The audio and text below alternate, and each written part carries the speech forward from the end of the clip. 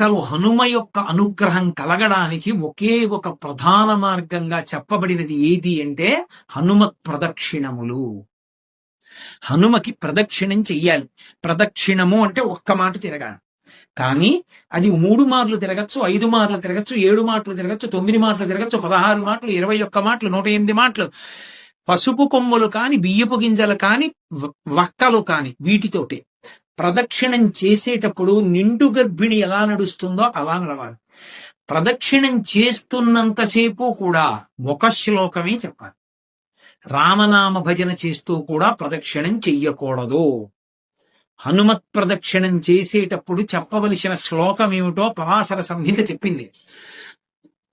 ఆయన దగ్గరికి వెళ్ళినప్పుడు ఆంజనేయం మహావీరం బ్రహ్మ విష్ణు శివాత్మకం తరుణార్క ప్రభం శాంతం ఆంజనేయం నమామ్యహం